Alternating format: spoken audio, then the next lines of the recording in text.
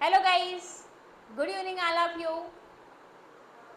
नमस्ते दोस्तों, मैं आपकी दोस्त सोनिया मौर्य इलाहाबाद कैंपस कोचिंग के इस डिजिटल प्लेटफॉर्म पे आप सभी लोगों का बहुत बहुत स्वागत करती हूँ। दोस्तों, आप सभी लोग जहाँ पे होंगे अच्छे होंगे। दोस्तों, हम लोग पीसीएस परीक्षा 2025 या पीसीएस प्रीलिम्स परीक्षा 2025 के लिए प्रतिदिन समान अध्ययन के क्वेश्चन का डिस्कशन करते हैं। तो उसी के श्रेणी में आज भी हम लोग उपस्थित हैं क्वेश्चन को डिस्कस करने के लिए, और ऐसे तमाम सारे क्वेश्चन का हम लोग डिस्कस करेंगे जो कि आने वाले हमारे परीक्षा में हम सबको काफ़ी सहायता मिल सके। तो दोस्तों, देर नहीं करेंगे, हम लोग क्वेश्चन की तरफ बढ़ेंगे। उससे पहले आप लोगों को एक ज़रूरी सूचना दे रहे हैं कि आप लोग प्रतिदिन क्वेश्चन को देखें, उसका एनालिसिस करें और जितना हो सके उतना प्रैक्टिस सेट करें ताकि आप लोग एग्ज़ाम में अच्छा स्कोर कर पाएँ। तो चलिए हम लोग क्वेश्चन की तरफ बढ़ते हैं। ये रहा स्क्रीन पे आपका पहला क्वेश्चन। क्वेश्चन है, सेरेब्रल पॉल्सी एक मस्तिष्क विकार या एक मस्तिष्क संबंधी विकार है जो सामान्यतः पाया जाता है। किस में पाया जाता है? ये वृद्धों में पाया जाता है या ड्रग्स नशेड़ियों में पाया जाता है या छोटे बच्चों में पाया जाता है या फिर महिलाओं में पाया जाता है? तो सेरेब्रल पाल्सी, ठीक है, किस में पाया जाता है? तो ध्यान रखिएगा, ना तो ये वृद्धों में पाया जाता है, ना ही ये ड्रग्स नशेड़ियों में पाया जाता है। ये पाया जाता है छोटे बच्चों में, ठीक है, और महिलाओं में भी ये नहीं पाया जाता है। तो इसको ध्यान में रखिएगा कि किस में पाया जाता है। सेरेब्रल पाल्सी एक मस्तिष्क संबंधी विकार है जो वो पाया जाता है छोटे बच्चों में। अगला क्वेश्चन है आपका, जापानी एन्सेफ्लेलाइटिस का कारक होता है। जापानी एन्सेफ्लाइटिस का कारक क्या होता है? ठीक है, जीवाणु, विषाणु या परजीवी प्रोटोजोआ या फिर फुफूद, क्या होता है इसका कारक? तो आप लोग भी बता सकते हैं, ठीक है। तो इसका कारक क्या होता है? इसका कारक होता है विषाणु या वायरस। वायरस की बात करें तो एक ऐसा वायरस है जिसका नाम है फ्लेबी वायरस, जो एक क्यूलेक्स मच्छर के द्वारा फैलता है, ठीक है। कौन सा वायरस है? इसका नाम है फ्लेबी वायरस। ये जो फ्लेबी वायरस है यह क्यूलेक्स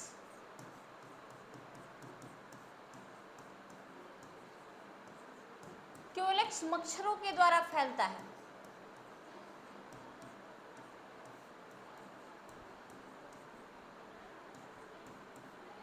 और ये जो जापानी एन्सेफ्लाइटिस है, जापानी एन्सेफ्लाइटिस यह एक प्रकार का ज्वर है। क्या है? ज्वर है या फीवर है जो सामान्यतः छोटे बच्चों में होता है। किस में होता है? छोटे बच्चों को होता है।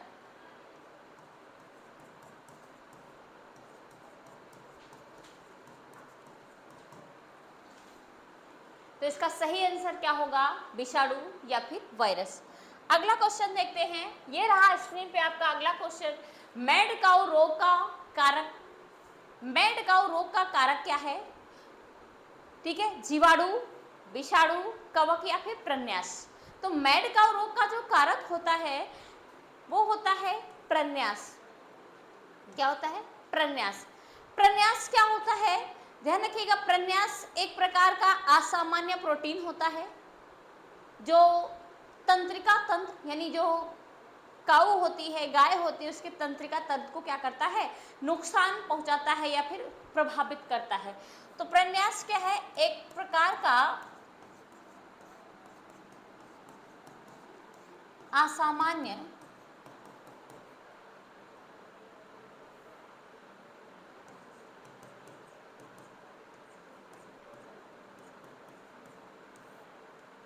प्रोटीन होता है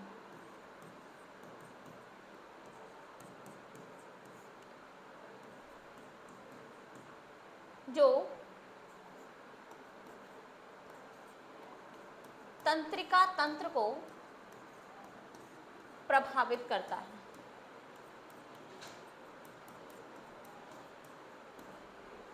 तंत्रिका तंत्र को क्या करता है? प्रभावित करता है, मैड काउ रोग। नेक्स्ट क्वेश्चन क्या है?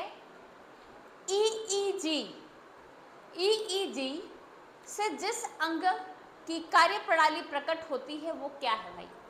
हृदय, मस्तिष्क, कान या फिर लीवर या यकृत? तो ईईजी, ईईजी की जो जांच की जाती है वो किसकी जांच के लिए की जाती है? मस्तिष्क के लिए की जाती है। ठीक है, किसके लिए किया जाता है? मस्तिष्क के लिए किया जाता है। ईईजी का फुल फॉर्म देखें या ईईजी का मतलब क्या होता है, इसका पूर्ण रूप भी कभी कभी पूछ लेता है एग्जाम में। तो इलेक्ट्रो इंसेफ्लोग्राम होता है। क्या होता है? इलेक्ट्रो इंसेफ्लोग्राम, इलेक्ट्रोइंसेफ्लोग्राम ईईजी, यह एक प्रकार की मस्तिष्क संबंधी जांच होती है जो मस्तिष्क की विद्युत गति मापने के लिए जांच की जाती है। ठीक है, और ये पूरी तरीके से दर्द रहित होता है, यानी इसमें पेन नहीं होता है ईई की जांच में।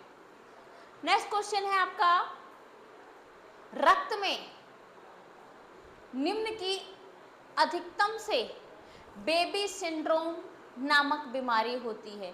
तो हमारे ब्लड में किसकी अधिकता होती है जिसके कारण बच्चों में ब्लू बेबी सिंड्रोम नामक बीमारी हो जाती है?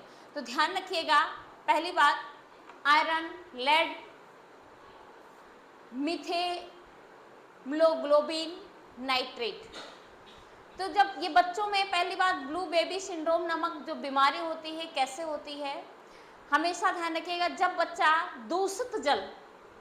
दूषित जल ग्रहण करता है या नाइट्रेट युक्त जल ग्रहण करता है तो ब्लू बेबी सिंड्रोम नामक बीमारी हो जाती है। जो नाइट्रेट युक्त जल होता है वो हमारे अंदर रक्त में जब जाता है तो ऑक्सीजन का जो लेवल होता है उसको कम कर देता है। ठीक है, ऑक्सीजन का जो लेवल होता है उसको कम कर देता है ये नाइट्रेट, जिसके कारण बच्चों में ब्लू बेबी सिंड्रोम नामक बीमारी हो जाती है। तो ध्यान रखना है हमेशा कि ये क्या है, नवजात शिशुओं में होती है। नवजात शिशुओं के जो हीमोग्लोबिन है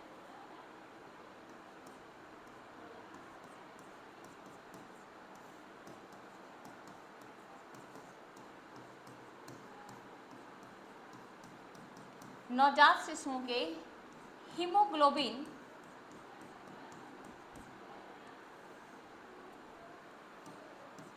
में ऑक्सीजन को कम कर देता है।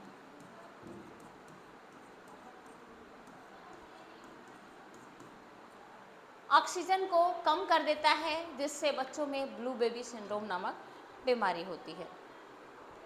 तो ध्यान रखिएगा, ये दूषित जल के कारण होता है या नाइट्रेट युक्त जल के कारण ब्लू बेबी सिंड्रोम नामक बीमारी होती है। अगला क्वेश्चन है आपका, कोबाल्ट 60 आमतौर पर विकिरण चिकित्सा में प्रयुक्त होता है क्योंकि यह उत्सर्जित करता है। ऑप्शन ए है अल्फा किरणें, ऑप्शन बी है गामा किरणें, ऑप्शन बी है बीटा किरणें, ऑप्शन सी है गामा किरणें और ऑप्शन डी है एक्सरे। तो कोबाल्ट 16 ध्यान रखिएगा ये गामा किरणें उत्पन्न करता है। कोबाल्ट 16 क्या है? ये गामा किरणें उत्पन्न करता है। अच्छा, जो कोबाल्ट 16 होता है ये जो कैंसर की कोशिकाएं होती हैं उसको नष्ट करने के लिए ये गामा किरणों का उत्सर्जन करता है। ठीक है, जो कैंसर के सेल्स होते हैं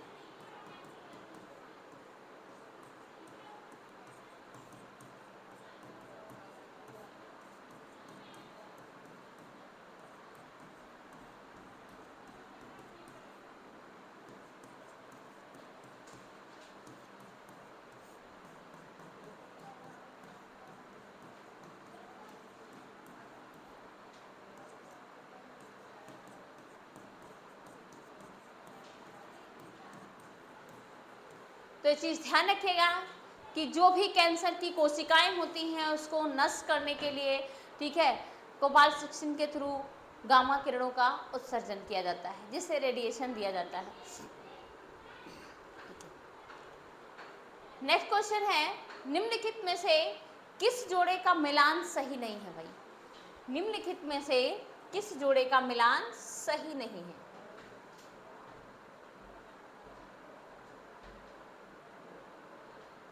ये तो निम्नलिखित में से कौन सा ऐसा जोड़ा है जिसका मिलान सही नहीं है? एक तरफ दिया है इबोला वायरस, इबोला वायरस, चेचक, जीव सांख्य की पहचान, उंगली छापन एवं आइरिस स्कैन, क्लोनिंग, आनुवंशिक प्रकृति, डीएनए फिंगरप्रिंट, ठीक है, पैतृक या आपराधिक की पहचान की जानी। तो ध्यान रखिएगा, डीएनए से पैतृक या आपराधिक की पहचान की जाती है, क्लोनिंग एक प्रकार की आनुवंशिक प्रवृत्ति या प्रकृति होती है, जबकि जीव सांख्यिकी ये उंगलियों की छपन और आइरिस स्कैन, जो आँख की आइरिस होती है उसका स्कैन करता है। इबोला, इसमें दिया है चेचक। तो ध्यान रखिएगा, इबोला एक वायरस है जो चेचक नहीं होता, चेचक अलग होता है, स्मॉल पॉक्स होता है चेचक, और इसका जो वायरस होता है चेचक का अलग होता है, इबोला का वायरस अलग होता है। तो इबोला वायरस का जो वाहक होता है वो होता है चमगादड़, चिंपांजी, ठीक है। तो ये क्या है, बेसिकली इसका जो वाहक होता है वो होता है चमगादड़, चमगादड़। जबकि वहीं पे देखेंगे चेचक, ये भी एक प्रकार का वायरस होता है जो व्यक्ति से व्यक्तियों में फैल सकता है, ठीक है, और इसे चिकन पॉक्स, स्मॉल पॉक्स के नाम से भी जाना जाता है। तो इसके वायरस को अगर हम बात करें, इसके वायरस को कहते हैं बोरियोला। जो चेचक का वायरस होता है बोरियोला, तो चेचक जो है बोरियोला वायरस के कारण फैलता है, लगभग 1 सप्ताह तक रहता है, फिर ये ठीक हो जाता है धीरे धीरे, ठीक है। ये बहुत घातक नहीं होता। हाँ, जब ये चेचक फैलता है तो जो रोगी होता है, जो व्यक्ति होता है, उसके शरीर में पीड़ा होता है, फीवर आते हैं, शरीर पे लाल लाल दाने निकल जाते हैं, चकत्ते पड़ जाते हैं। तो इस तरीके से ये इसका लक्षण होता है। तो इसका सही आंसर क्या होगा, कौन सा सुमेलित नहीं है आपका? इबोला वायरस और चेचक। नेक्स्ट क्वेश्चन, निम्नलिखित में से कौन सा सही सुमेलित नहीं है? भाई फिर से दिया है कौन सा सही सुमेलित नहीं है, और आयोग के एग्जाम में ऐसा अक्सर क्वेश्चन पूछा जाता है। तो कौन सा सही सुमेलित नहीं है? धान एक तरफ दिया हुआ है फसल, दूसरी तरफ दी हुई है बीमारी। धान के फसल में हरित बाल, बाजरा के फसल में अरगट, मटर बुकनी और चना उकठा। तो ये रोग है और ये फसल है। ध्यान रखिएगा, धान के फसल में हरित बाल रोग नहीं लगता है, ठीक है। धान के फसल में एक फेमस रोग है खैरा रोग, ठीक है, भूरा धब्बा रोग, पर्ण झुलसा रोग, ये सभी क्या है, धान के फसल की बीमारी है। कौन कौन से हैं? एक तो भूरा रोग है, दूसरा पर्ण झुलसा है, और तीसरा खैरा रोग है। खैरा रोग सबसे इंपॉर्टेंट है भाई, ध्यान रखिएगा। ये तीनों क्या है, धान की फसल में लगते हैं, जबकि ये जो हरित बाल रोग है ये बाजरे की फसल में लगती है। बाजरा, बाजरा की जो बालियां होती हैं वो खराब हो जाती हैं, हरी हरी हो जाती है, इसीलिए उसे हरित बाल रोग कहा जाता है। तो आपका ए वाला आंसर सही होगा, ए वाला आंसर इसमें से सुमेलित नहीं है, बाकी सभी सुमेलित हैं। अगला क्वेश्चन है, सूची को सूची से मिलान करना है और सही उत्तर को पहचानना है। रोग दिया हुआ है और कारण दिया हुआ है, ठीक है, कि कौन सा रोग किसके कारण होता है। तो ध्यान रखिएगा, एट्रोपिन, एट्रोपिन जो रोग होता है वो तारा विस्फारण के कारण होता है। किसके कारण होता है? तारा विस्फारण के कारण होता है। अब 1 का 3, अब 1 का 3 किस में है? तो ध्यान रखिएगा, इसमें भी नहीं है, इसमें भी नहीं मिलेगा आपको। सी और डी को चेक करना है आपको। फिर इथर, इथर क्या है? इथर ध्यान रखिएगा, स्थानीय संज्ञाहरण होता है। स्थानीय संज्ञाहरण के कारण, सॉरी इथर होगा,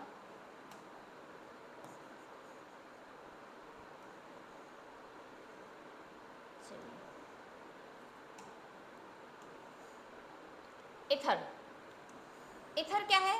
स्थानीय संज्ञाहरण होता है। ठीक, अब देखिए बी का 1 हो गया, तो आपका ये वाला भी आंसर कट हो गया। कौन सा सही होगा?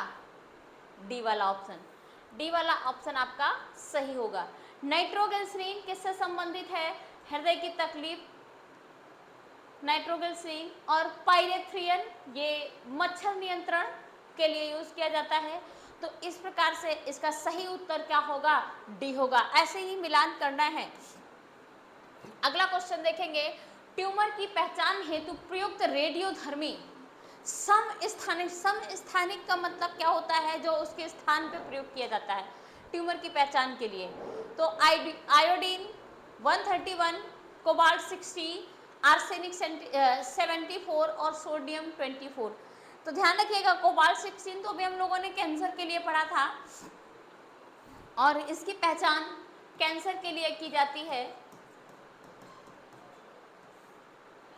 जबकि आर्सेनिक 74, आर्सेनिक 74 जो होता है ये आपका किसके लिए प्रयोग किया जाता है? ट्यूमर की पहचान के लिए, जो रेडियोधर्मी समस्थानिक होता है।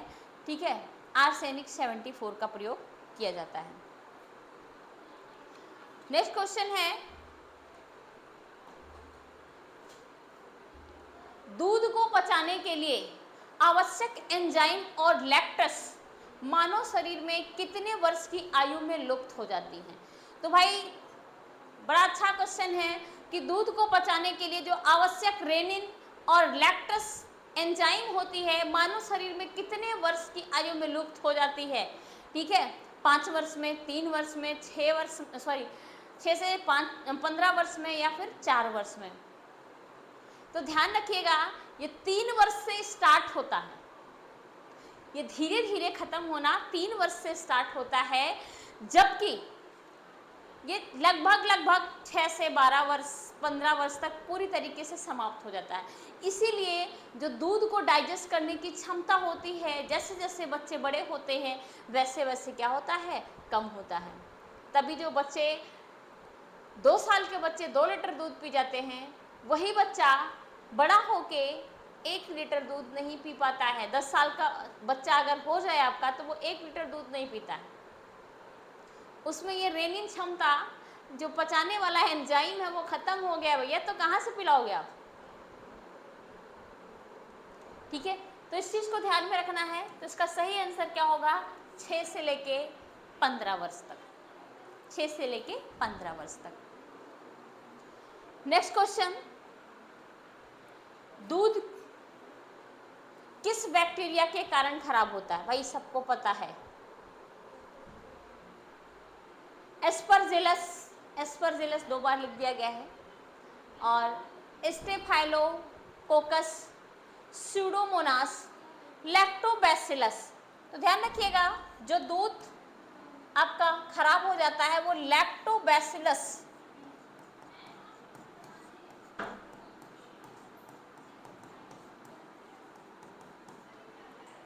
लैक्टोबैसिलस नामक जीवाणु के कारण या बैक्टीरिया के कारण क्या होता है? दूध खराब हो जाता है। तो ये चीज ध्यान में रखिएगा कि दूध किसके कारण खराब होता है? लैक्टोबैसिलस के कारण। नेक्स्ट क्वेश्चन है, निम्नलिखित में से किसे भविष्य की धातु कहा जाता है? तो भविष्य की धातु कौन सी होती है? एक तो तांबा, लोहा, टाइटेनियम या फिर एल्यूमिनियम। कौन सी धातु को भविष्य की धातु कहते हैं? तो टाइटेनियम को कहते हैं। किसे कहते हैं? टाइटेनियम को कहते हैं। टाइटेनियम क्या है? भविष्य की धातु कहलाती है। और अगर हम बात करें सर्वाधिक टाइटेनियम का उत्पादन कहाँ पे होता है? तो चाइना करता है। सबसे ज्यादा टाइटेनियम का उत्पादन कौन करता है? सर्वाधिक टाइटेनियम का उत्पादन चीन करता है भाई। सर्वाधिक लोहे का उत्पादन कौन करता है? ध्यान रखिएगा, चीन नहीं है बल्कि ये है ऑस्ट्रेलिया।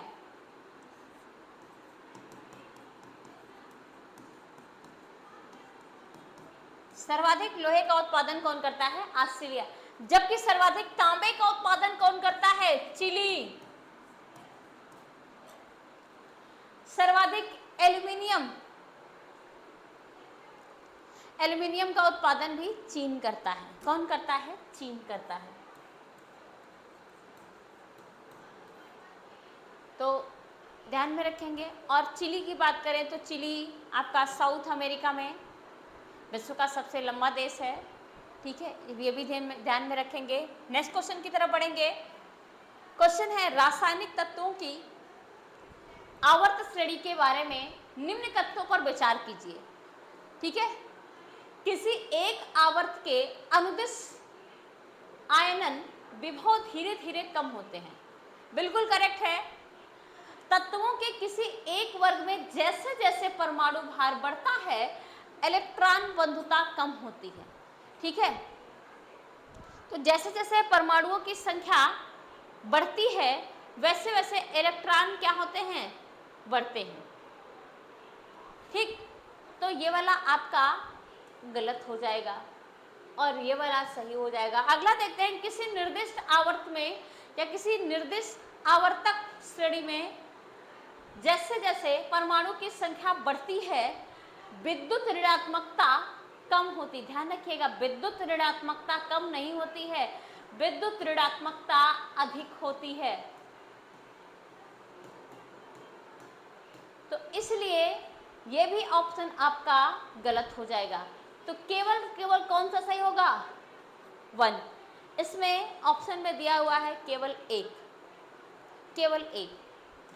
नेक्स्ट क्वेश्चन है, निम्नलिखित में से किस यौगिक का उपयोग अग्निरोधक कपड़ा बनाने के लिए किया जाता है? तो कौन सा ऐसा अग्निरोधक है जिसे कौन सा ऐसा यौगिक है जिसे अग्निरोधक कपड़ा बनाने के लिए प्रयोग किया जाता है?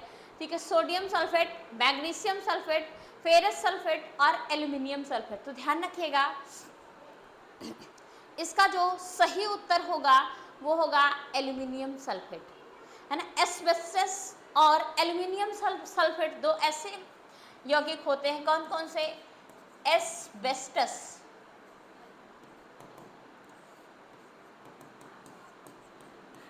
और एल्यूमिनियम।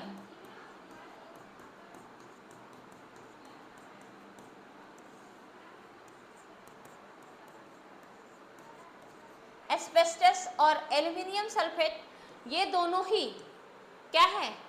अग्निरोधक कपड़ा बनाने के लिए उपयोगी होते हैं। जबकि सोडियम सल्फेट किसके लिए प्रयोग किया जाता है? सोडियम सल्फेट डिटर्जेंट बनाने के लिए प्रयोग किया जाता है। ठीक, नेक्स्ट क्वेश्चन की बात करें तो ये रहा स्क्रीन पे आपका अगला question, question number 16। Question number 16 क्या कह रहा है? सूची फर्स्ट को सूची सेकंड से मिलाना है और उसके सही उत्तर का चयन करना है। ठीक है, तो देखिए एक तरफ दिया हुआ है मार्फिन, सोडियम, बोरिक अम्ल और जर्मन सिल्वर। दूसरी तरफ दिया है, ठीक है, एंटीसेप्टिक मिश्र धातु और एनाल्जेसिक और कैरोसिन तेल।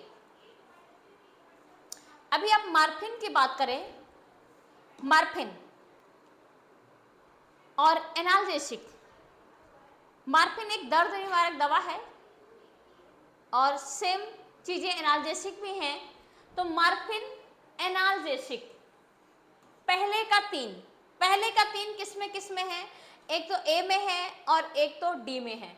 तो आप ध्यान रखिएगा, बी और सी तो गलत हो जाएंगे अपने आप में, इनको मिलाने की जरूरत ही नहीं है। ठीक है, और सोडियम किससे संबंधित है? तो सोडियम आपका कैरोसिल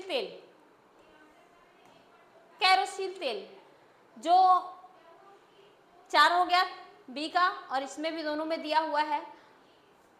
आपका जर्मन सिल्वर, ध्यान रखिएगा जर्मन सिल्वर जो होता है ये होता है आपका मिश्र धातु, ठीक है, मिश्र धातु। तो 4 का 2 किस में है, डी में है। और बोरिक अम्ल क्या होगा, एंटीसेप्टिक होगा। तो इसका सही उत्तर क्या हो जाएगा, डी ऑप्शन इसका सही उत्तर हो जाएगा, ठीक है।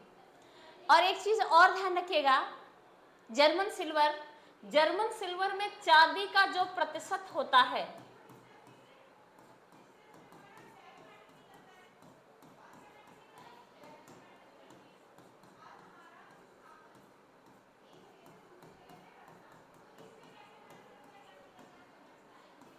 कितना होता है, 0 होता है भाई। तो ध्यान रखिएगा, भूल करके भी जर्मन सिल्वर नहीं लीजिएगा, ये मिश्र धातु होती है, सिल्वर की जैसे दिखेगी आपको, लेकिन उसमें सिल्वर की मात्रा नहीं होगी। नेक्स्ट क्वेश्चन है, निम्नलिखित में से कौन सा एक आरडीएक्स का अन्य नाम है। आरडीएक्स क्या है भाई, आरडीएक्स की बात करें तो रायल डिमोलिशन एक्सप्लेसिव है।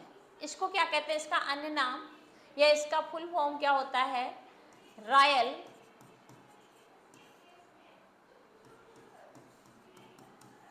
डिमोलिशन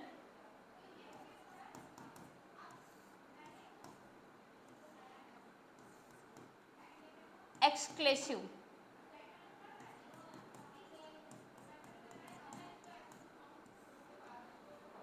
तो जो आरडीएक्स होता है इसे साई एनोहाइड्रिन, डेक्सट्रान, साइक्लोहेक्सेन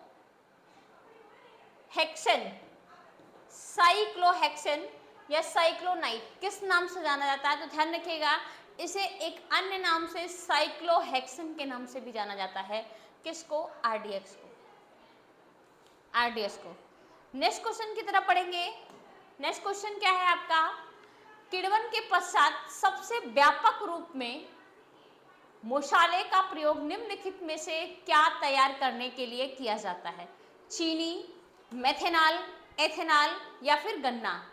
तो मसाले का जो प्रयोग किया जाता है, ध्यान रखिएगा, ये एथेनॉल बनाने के लिए किया जाता है। किसके लिए किया जाता है, एथेनॉल बनाने के लिए।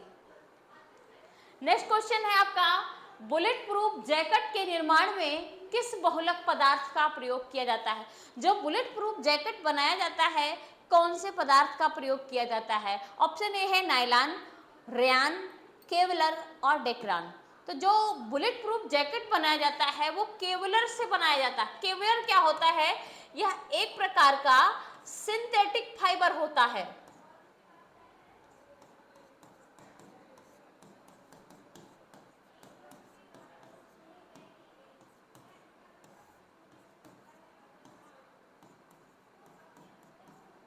क्या होता है, एक प्रकार का सिंथेटिक फाइबर होता है जिसे बुलेट प्रूफ जैकेट बनाने के लिए प्रयोग किया जाता है।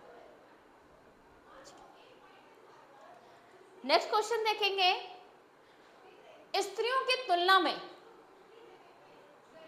अधिक पुरुष वर्णांधता से पीड़ित हो सकते हैं। स्त्रियों की तुलना में अधिक पुरुष वर्णांधता से पीड़ित हो सकते हैं क्योंकि वे अधिक मानसिक तनाव से गुजरते हैं, वे अधिक देर घर से बाहर रहते हैं, उनमें केवल एक्स क्रोमोसोम होता है, उनमें साधारण कम चर्बी होता है।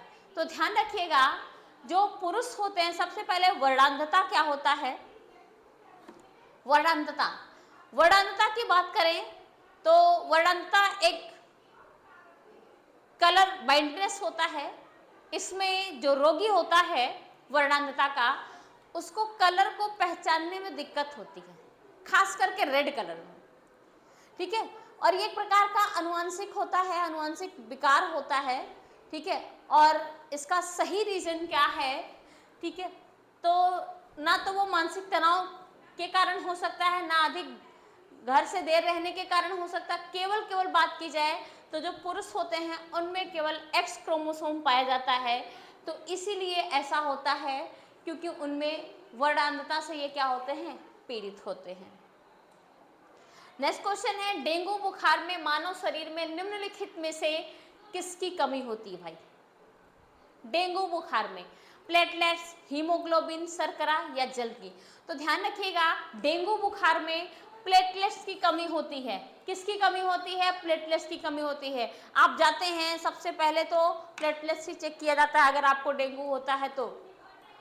एक स्वस्थ मनुष्य के शरीर में प्लेटलेट्स की कितनी मात्रा होनी चाहिए, कितना प्लेटलेट्स होना चाहिए? 1.5 लाख से 4.5 लाख के बीच में प्लेटलेट्स होना चाहिए। ठीक है, कितना? 1.5 लाख से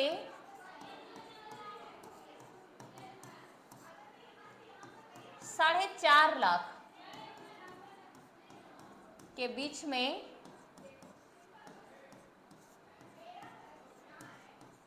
प्लेटलेट्स होना चाहिए।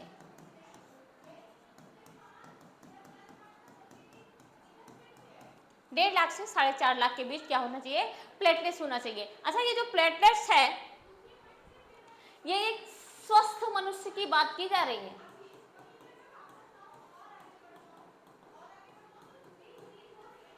और यदि 1.5 लाख से कम प्लेटलेट्स होता है, यानी 1 लाख तक तो व्यक्ति की स्थिति नॉर्मल होती है, जब 1 लाख से और भी कम होता तो थोड़ी गड़बड़ी होती है, लेकिन 50,000 तक मेंटेन होना चाहिए। 50,000 से अगर ज़्यादा कम होता है, 40,000, 30,000, तो स्थिति बहुत ही गड़बड़ होती है।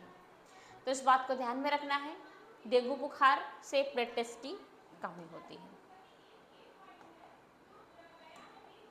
नेक्स्ट क्वेश्चन है, सिलिकासिस एक है किससे? क्या है? गुर्दे संबंधित बीमारी, यकृत संबंधित बीमारी, फेफड़े से संबंधित बीमारी, या फिर अव्यवस्थित तंत्रिका से संबंधित बीमारी? क्या है भाई सिलिकासिस? तो ध्यान रखिएगा, सिलिकासिस एक प्रकार का फेफड़े का कैंसर होता है। ये होता किससे है? ये जो हमारी पल्मोनरी फाइब्रोसिस है उसको ब्लॉक कर देती है, जिससे जो रोगी होता है उसको सांस लेने में दिक्कत होती है, सांस नहीं ले पाता है। ठीक है, और ये बेसिकली धूल, मिट्टी, डस्ट, इन सब की वजह से होता है। सिलिकासिस क्या होता है? फेफड़े से संबंधित बीमारी होती है, या एक फेफड़े से संबंधित एक प्रकार का कैंसर माना जाता है। अगला क्वेश्चन है, बहुचर्चित बबल बेबी रोग इसलिए कहलाता है क्योंकि यह पानी के बुलबुले के कारण होता है। रोगग्रस्त शिशु के लार में बुलबुले बनते हैं, या रोगग्रस्त शिशु का उपचार जर्म रहित प्लास्टिक के बुलबुले में किया जाता है, या फिर इस रोग को पानी के बुलबुले से ही ठीक किया जाता है। क्यों कहलाता है? तो ध्यान रखिएगा, ये जो रोगग्रस्त शिशु होता है, ठीक है, उसका उपचार जर्म रहित प्लास्टिक के बुलबुले में ही सही किया जाता है। ठीक है, इसीलिए बहुचर्चित बबल बेबी रोग बोला जाता है, या इसे बबल बेबी रोग कहते हैं। जो शिशु का लार होता है वो भी, उसमें भी लार नहीं, लेकिन जो रोगग्रस्त शिशु होता है उसको प्लास्टिक के बुलबुले में ही सही किया जाता है। नेक्स्ट क्वेश्चन है आपका, निम्नलिखित में से कौन सा बर्ड फ्लू विषाणु है? N5H1 N या H5N1 H5N1। तो बर्ड फ्लू का जो विषाणु है वो है H5N1। H5N1 ध्यान रखिएगा, बर्ड फ्लू का विषाणु क्या है? H5N1 है। ठीक है, इसका वाहक पक्षी होता है, इसीलिए इसका नाम भी बर्ड फ्लू पड़ा है। तो इसका वाहक क्या होता है? पक्षी होता है। ये इन्फ्लुएंजा विषाणु के कारण होता है। कौन से विषाणु के कारण होता है? इन्फ्लुएंजा।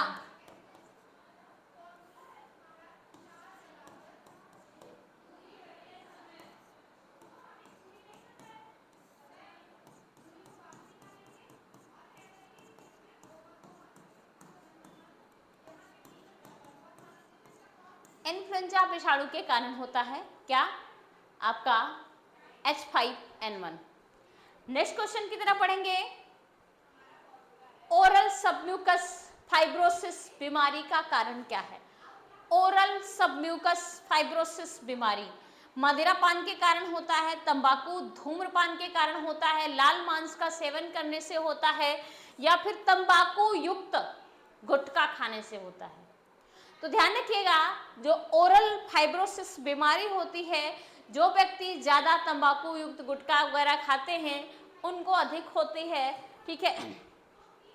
उनका जो माउथ होता है धीरे धीरे यहाँ से छिल जाता है मुख अंदर का, और जिससे वो कम फैलता है, ठीक है। तो आगे चल के कैंसर वगैरह सबकी दिक्कत हो सकती है, इन सब का खतरा रहता है। तो किसके कारण फैलता है, ध्यान रखिएगा, तंबाकू युक्त गुटखा खाने से। नेक्स्ट क्वेश्चन है आपका, इंटरफेरॉन का प्रयोग किया जाता है।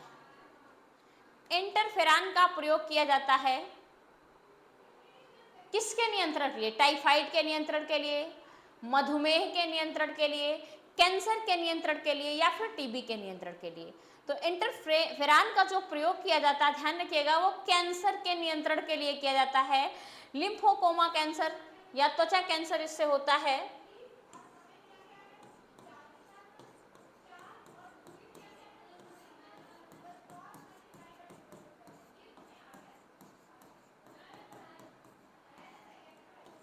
या फिर त्वचा कैंसर होता है ना, इंटरफेरॉन। नेक्स्ट क्वेश्चन है, कोरोनरी धमनी बाईपास सर्जरी। कोरोनरी धमनी बाईपास सर्जरी जो रक्त वाहिका ग्राफ्ट हेतु प्रयोग में लाई जाती है वह होती है, कहाँ से ली जाती है, पांव से ली गई सिरा होती है, या अग्र हस्त से यानी आगे के हाथों से ली गई धमनी होती है, सीने के वक्षा स्थान से ली गई धमनी होती है, या इनमें से कोई नहीं। तो ध्यान रखिएगा, जो बाईपास सर्जरी होती है हमारे बॉडी में, हमारे हार्ट में, वो पांव से ली गई सिरा होती है। कहां से होती है, पांव से ली गई सिरा होती है। अगले क्वेश्चन की तरफ बढ़ेंगे, और इसके पहले आप लोगों से रिक्वेस्ट है कि अगर आप लोगों को वीडियो अच्छी लगे तो आप लोग शेयर और लाइक जरूर करते रहिए। चलिए, अगला क्वेश्चन है, नवजात शिशु को ट्रिपल एंटीजन वैक्सीन निम्नलिखित में से किन रोगों से प्रतिरक्षित करने के लिए लगाई जाती है। जो हमारा नवजात शिशु होता है उसे ट्रिपल एंटीजन जन्म के तुरंत बाद दिया जाता है, ठीक है। तो जिसे डीपीटी कहते हैं, क्या कहते हैं, डीपीटी, वो होता है आपका डीपीटी जो होता है डिप्थीरिया, कोकर खांसी और टेटनस। क्या होता है,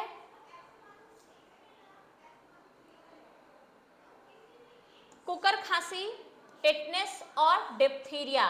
तो इसे डीपीटी कहते हैं, डीपीटी, ठीक है।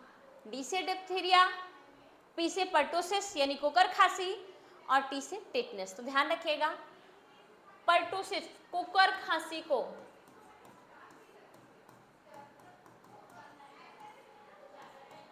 पर्टोसिस भी कहते हैं भाई।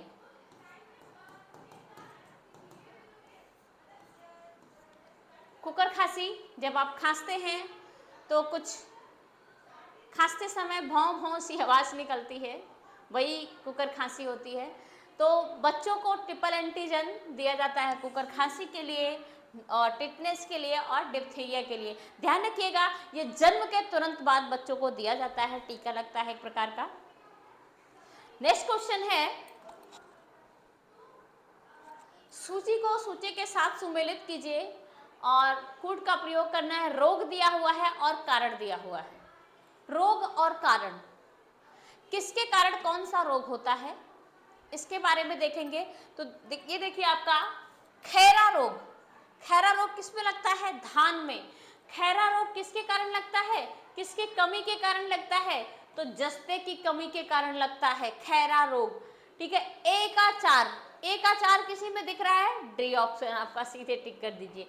और कुछ चेक करने की जरूरत ही नहीं है, लेकिन एक बार संतुष्टि के लिए कर लेते हैं। एनीमिया, एनीमिया का मतलब होता है खून की कमी यानी लौह की मरनता, ठीक है। तो ये खून की कमी के कारण होता है। गोइटर यानी गला घोटू या गला घोटा आयोडीन की कमी के कारण होता है। स्कर्वी नामक रोग विटामिन सी की कमी के कारण होता है। तो इसका सही उत्तर क्या हो जाएगा, ऑप्शन नंबर डी हो जाएगा। नेक्स्ट क्वेश्चन है, संविधान के किस अनुच्छेद के अंतर्गत लोक सेवा आयोग के सदस्यों को हटाया जा सकता है? ये ध्यान रखिएगा, कई बार क्वेश्चन दिया गया है, ये रिपीटेड क्वेश्चन है कि संविधान के किस अनुच्छेद के अंतर्गत लोक सेवा आयोग के सदस्यों को हटाया जा सकता है? तो अनुच्छेद 315, अनुच्छेद 316, अनुच्छेद 317 और अनुच्छेद 318 किसके थ्रू हटाया जा सकता है? तो ध्यान रखिएगा, जो संविधान में अनुच्छेद इसके लिए लोक सेवा आयोग के सदस्यों को हटाने के लिए अनुच्छेद 317 बनाया गया है। कौन सा आर्टिकल है? आर्टिकल 317। नेक्स्ट क्वेश्चन है आपका, भारतीय संविधान के अनुच्छेद 365 के अंतर्गत राष्ट्रपति शासन सर्वप्रथम कहां पर लगाया गया है? ठीक है, आर्टिकल 356 के अंतर्गत, 356 के अंतर्गत राष्ट्रपति शासन सबसे पहले कहां पे लगा था भारत में? तो उत्तर प्रदेश, टारनवेकर यानी कोचीन में, पेप्सू यानी पंजाब में और बिहार में। तो सबसे पहले ध्यान रखिएगा, जो राष्ट्रपति शासन लगाया गया था भारत में वो लगाया गया था पंजाब यानी पेप्सू में। पंजाब में पहली बार कब लगाया गया था? ये जून 1951 में लगाया गया था। ठीक है, इसमें कब लगाया गया था? पेप्सू में जून 1951 में लगाया गया था। अच्छा, इसके बाद भी अगर हम बात करें कि राष्ट्रपति शासन कहाँ पे लगाया गया, तो राष्ट्रपति शासन पंजाब के बाद केरल में लगाया गया था। ठीक है, और ये कब लगाया गया था? 1959 में लगाया गया था। जब नवनिर्वाचित सरकार हो गई थी तो केरल में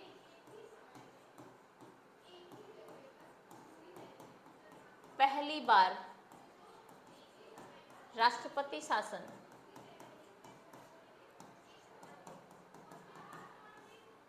नाइनटीन 1959 में लगाया गया था।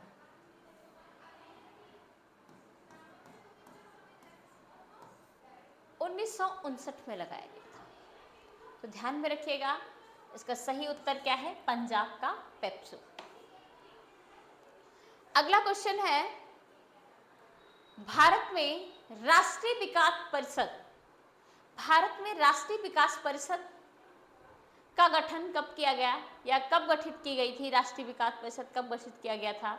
ठीक है, 26 जनवरी 1950 को, 2 अक्टूबर 1950 को, 6 अगस्त 1951 को, या फिर 6 अगस्त 1952 को।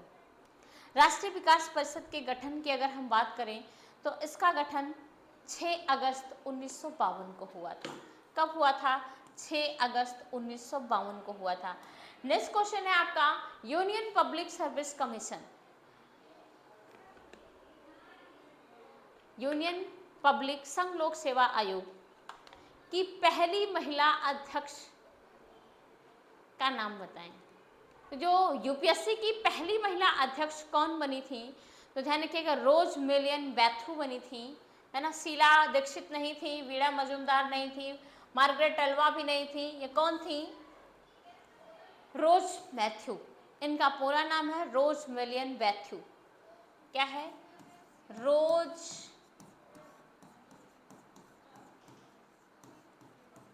मिलियन बैथू। ये 1992 में यूपीएससी की पहली महिला अध्यक्ष थी।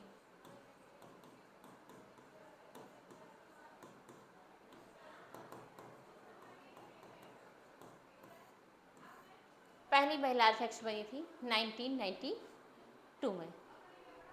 चलिए नेक्स्ट क्वेश्चन की बात करें तो यह है नेक्स्ट क्वेश्चन आपका स्क्रीन पे, राष्ट्रपति आपातकाल की घोषणा कर सकता है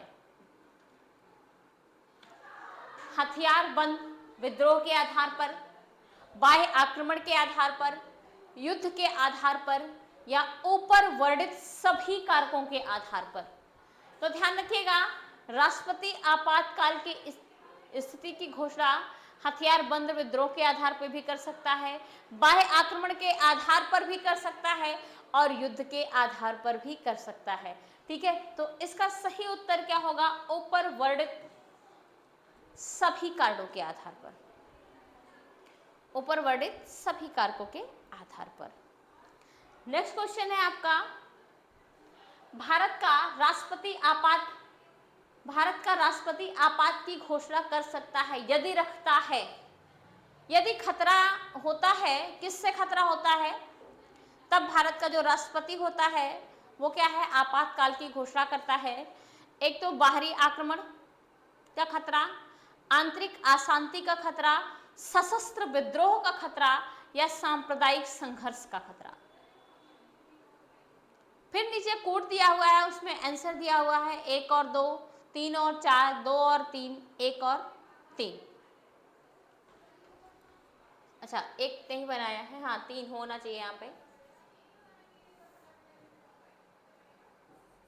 ठीक है, तो ध्यान रखिएगा, आंतरिक अशांति के कारण नहीं करता है, सांप्रदायिक संघर्ष के कारण भी नहीं कर सकता है, बाहरी आक्रमण के कारण और सशस्त्र विद्रोह के कारण भी भारत का जो राष्ट्रपति होता है देश में आपातकाल की घोषणा कर सकता है। ठीक है, तो इसका सही उत्तर क्या हो जाएगा? 1 और 3। सही उत्तर क्या होगा? 1 और 3। नेक्स्ट क्वेश्चन है आपका, केंद्रीय प्रदूषण नियंत्रण बोर्ड क्या है? केंद्रीय प्रदूषण नियंत्रण बोर्ड का अध्यक्ष कौन है भाई? राष्ट्रपति होता है, उपराष्ट्रपति, प्रधानमंत्री या इनमें से कोई नहीं? चलिए इसका आंसर चेक कर लेते हैं। तो जो केंद्रीय प्रदूषण नियंत्रण बोर्ड का अध्यक्ष होता है ये एक वरिष्ठ IAS अधिकारी होता है, न तो राष्ट्रपति होता है, ना ही प्रधानमंत्री होता है, ना ही उपराष्ट्रपति होता है। ठीक है, तो इसका आंसर क्या सही हो जाएगा? इनमें से कोई नहीं, बल्कि इसका जो अध्यक्ष होता है, ध्यान रखिएगा, वरिष्ठ IAS अधिकारी होता है। जबकि केंद्रीय प्रदूषण नियंत्रण बोर्ड की स्थापना कब हुई थी? 1974 में। ठीक है, केंद्रीय प्रदूषण नियंत्रण बोर्ड कब स्थापित किया गया था? तो इस बोर्ड की स्थापना 1974 में की गई थी। ठीक है, कब की गई थी? 1974 में। नेक्स्ट क्वेश्चन की तरफ पढ़ेंगे। ये रहा आपका नेक्स्ट क्वेश्चन, निम्नलिखित में से किन अनुच्छेदों को राष्ट्रपति आपातकाल के दौरान निलंबित नहीं किया जा सकता है? कौन सा ऐसा आर्टिकल है जिसे राष्ट्रपति आपातकाल के दौरान इसे निलंबित नहीं किया जाता है? अनुच्छेद 14-15, अनुच्छेद 19-20, अनुच्छेद 21-22 और अनुच्छेद 20-21। तो कौन सा ऐसा आर्टिकल है जिसे राष्ट्रपति के आपातकाल के दौरान निलंबित नहीं किया जाता है? तो ध्यान रखिएगा, बहुत इंपॉर्टेंट क्वेश्चन है, अनुच्छेद 20-21। अनुच्छेद 20-21 को राष्ट्रपति आपातकाल के दौरान निलंबित नहीं किया जाता है। ठीक है, नेक्स्ट क्वेश्चन, राष्ट्रीय मानवाधिकार आयोग अधिनियम 1993 के अनुसार निम्नलिखित में से कौन सा एक इस आयोग का अध्यक्ष बन सकता है? तो राष्ट्रीय मानवाधिकार आयोग 1993 के अनुसार कौन इस आयोग का अध्यक्ष बन सकता है? ठीक है, तो ऑप्शन ए है आपका उच्चतम न्यायालय का कोई सेवारत न्यायाधीश, उच्च न्यायालय का कोई सेवारत न्यायाधीश, केवल भारत का कोई सेवानिवृत्त मुख्य न्यायाधीश, केवल उच्च न्यायालय का कोई सेवानिवृत्त मुख्य न्यायाधीश।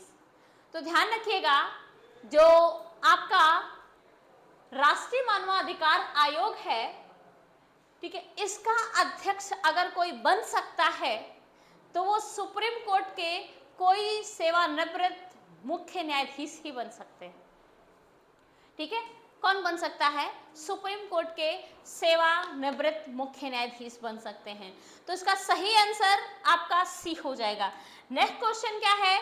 सांसदों की अयोग्यता संबंधी विवाद पर कौन निर्णय देता है भाई?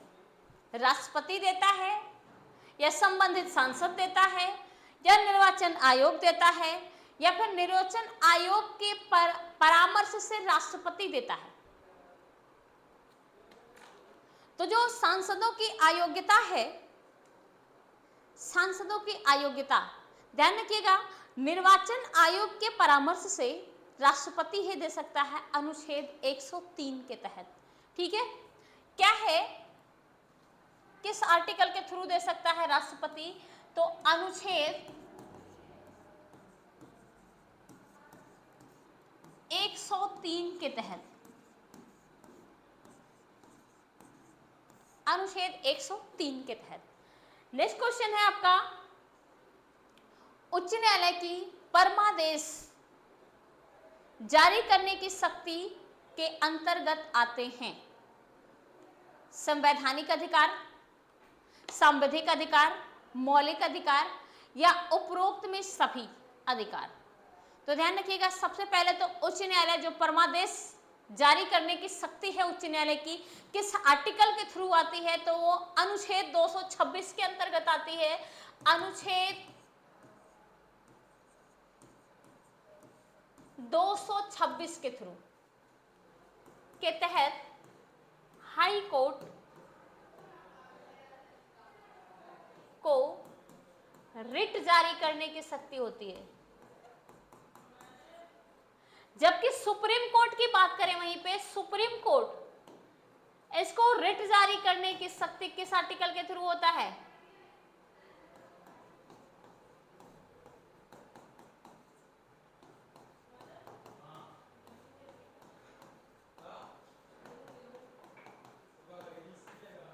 है ना, अनुच्छेद 32 के थ्रू होता है, 32 के तहत होता है। तो इस बात को ध्यान में रखना है कि इसको अनुच्छेद 32 के थ्रू और इसको अनुच्छेद 226 के तहत। तो इसका सही आंसर क्या होगा? ये उपर्युक्त में से सभी, उपर्युक्त में सभी संवैधानिक अधिकार भी है, संवैधानिक अधिकार और मौलिक अधिकार, और उपर्युक्त में से इसका सही आंसर सभी होगा।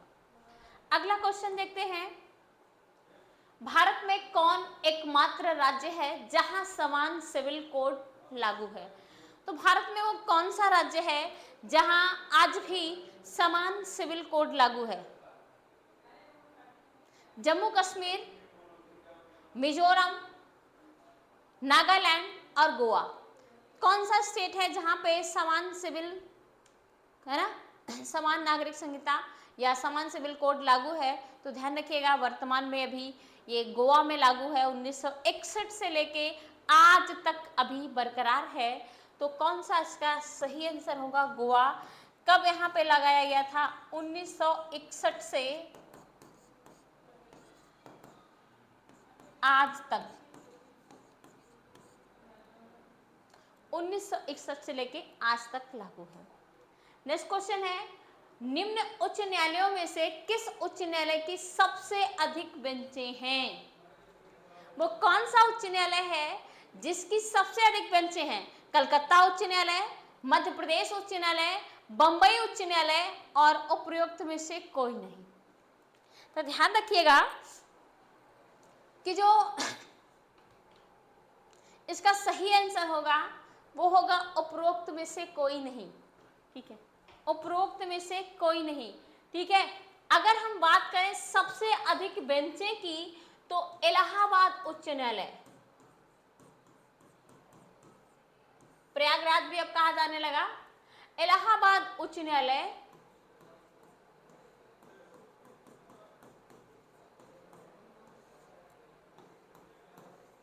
की सबसे अधिक बेंचें हैं।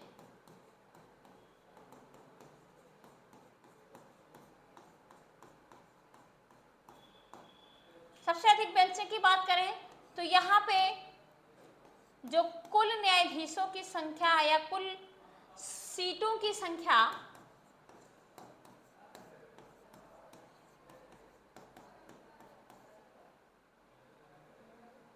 160 है, जो पूरे विश्व में सबसे ज्यादा है। ध्यान रखिएगा, इलाहाबाद हाई कोर्ट में जो कुल सीटों की संख्या है 160 है, जो पूरे वर्ल्ड में सबसे ज्यादा है। तो इसीलिए सबसे अधिक जो बेंचें होंगी वो होगी आपकी इलाहाबाद उच्च न्यायालय की। नेक्स्ट क्वेश्चन है, राज्यपाल के संदर्भ में निम्नलिखित कथनों में से कौन सा सत्य नहीं है? वह राज्य की विधायिका का अंग होता है, वह मृत्युदंड को क्षमा कर सकता है, वह राज्य के उच्च न्यायालय के न्यायाधीशों को नियुक्ति या वह राज्य के उच्च न्यायालय के न्यायाधीशों की नियुक्ति नहीं करता है, राष्ट्रपति करता है, उसके पास आपातकालीन शक्तियां नहीं हैं। तो ध्यान रखिएगा, जो राज्यपाल होता है ये राज्य विधायिका का अंग होता है, बिना राज्यपाल के राज्य विधायिका नहीं बनती है, और वह राज्य के जो उच्च न्यायालय के न्यायाधीश होते हैं उनकी नियुक्ति नहीं करता। उनकी नियुक्ति कौन करता है? राष्ट्रपति करता है। जबकि अगर हम बात करें वह मृत्युदंड को क्षमा कर सकता है, तो नहीं, राज्यपाल मृत्युदंड को क्षमा नहीं कर सकता है, राष्ट्रपति ही कर सकता है। कम कर सकता है लेकिन क्षमा नहीं कर सकता है। राज्यपाल के पास आपातकालीन शक्तियां नहीं होती हैं, वो राष्ट्रपति के पास होती हैं। तो इसका सही आंसर क्या हो जाएगा? बी।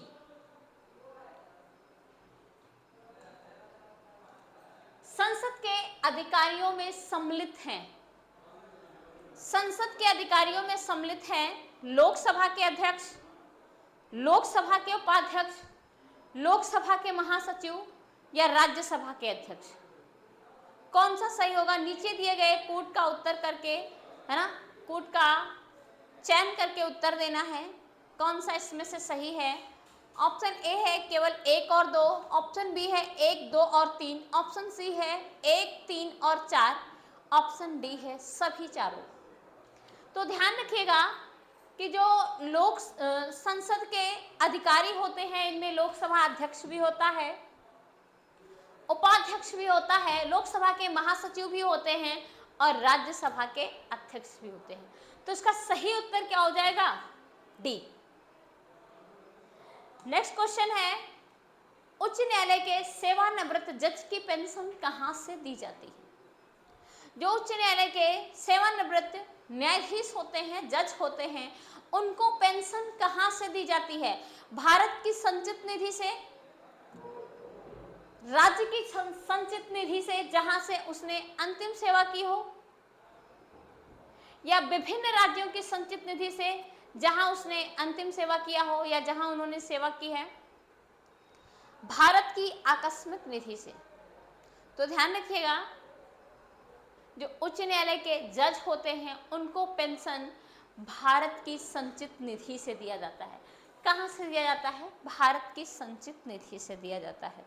किस आर्टिकल के थ्रू? आर्टिकल 112(3) के तहत दिया जाता है। अनुच्छेद 112(3) के तहत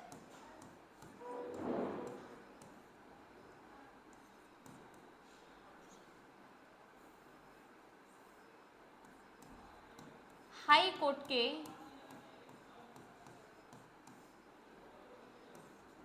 जज का पेंशन